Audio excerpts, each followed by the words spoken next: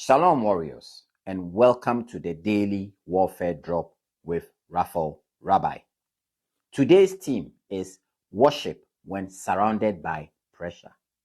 And scripture is coming to you from Psalms 35, 54, 63, and 18.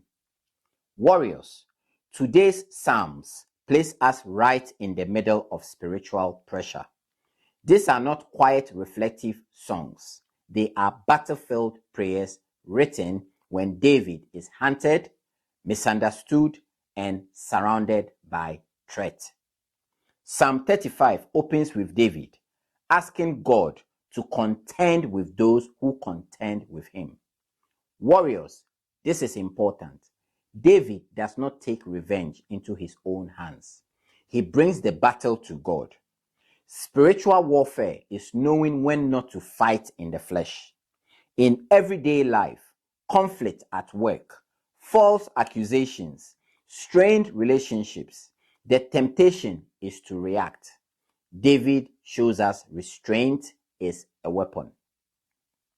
Psalm 54 is short but sharp. David is betrayed by people close to him. Warriors, betrayal hurts deeper than open attack. As a former British Army soldier, I learned that danger from unexpected directions creates the most shock. Spiritually, betrayal tests trust. David's response is simple: God is my helper. He doesn't deny the pain, he anchors his faith. Psalm 63 shifts the tone. David is in the wilderness, physically dry and emotionally stretched. Yet he says, "My soul thirsts for you." Warriors, this is critical warfare truth. Hunger for God must not depend on comfort. In family life, work pressure, financial strain, and spiritual dryness often follows exhaustion. Worship in dryness keeps your spirit alive. As a medical practitioner, I've seen people lose strength not from disease alone, but from prolonged stress and depletion. Spiritually, worship restores what pressure drains.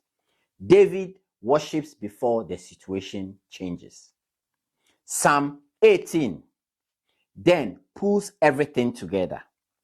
David looks back and declares, "The God delivered me, trained his hands for battle, and made his feet secure."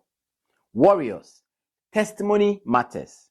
Remembering past deliverance strengthens faith for present battles.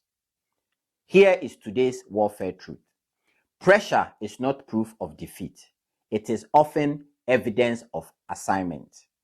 Worship shifts the battle from survival to victory. Prayer keeps you aligned. Memory keeps fear from taking over. If you feel surrounded today by stress, opposition, or exhaustion, do what David did. Don't fight alone. Bring it to God. Worship anyway.